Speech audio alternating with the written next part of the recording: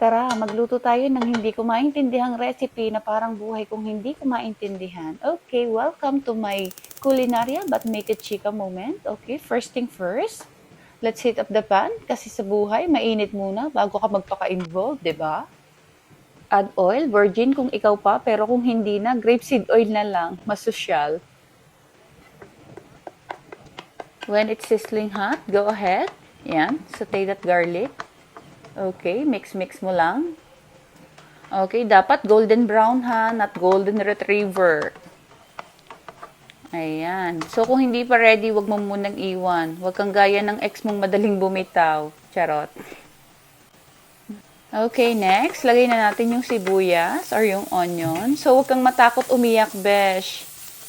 Tears make sauce saltier and the heart lighter. Ayan. Okay, so now, fish cake time. Ayan. Halu-haluin mo lang. Ayan, ikot-ikutin mo. Parang yung ginagawa niya sa'yo. Ano ba, magising ka na. Kailan pa tanghali na? Okay, isalang lang natin saglit. Ayan. Let it simmer. So, para lang yung flirtationship. Quick but unforgettable.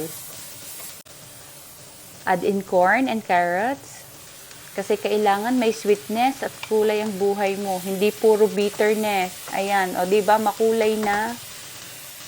Okay, let it simmer again.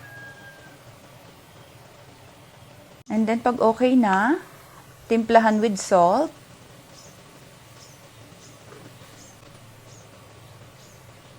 And then, pepper. O, yan. So, mas madami, mas masarap.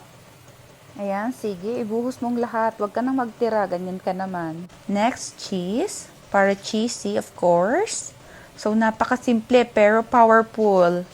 Gaya pag naka-shades at naka-red lipstick. Ayan. Looks delish. And syempre, don't forget the oyster sauce. Kasi girl, di kumpleto ang ulam kung walang sarsa. Like you, kung wala kang ka-MU. And then next, splash some water. Huwag masyadong madami ha, baka lumambot ka naman. So mix-mix lang. Parang feelings mo sa kanya. Halo-halo. Di mo na alam kung love or delulu. Ano ba yung delulu? So naririnig ko lang siya. So paka-explain nga kung ano yung delulu dyan sa comment section. So ayan.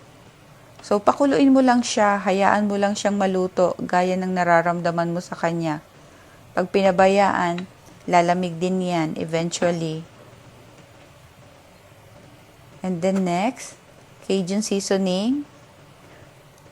Kasi kailangan natin may attitude. Parang ikaw, ma-attitude ka kasi. Bago na girl. Ayan, halu-haluin mo lang ulit, pakuluin mo lang ulit at hayaan mo lang ulit siyang maluto. Gaya ng nararamdaman mo sa kanya.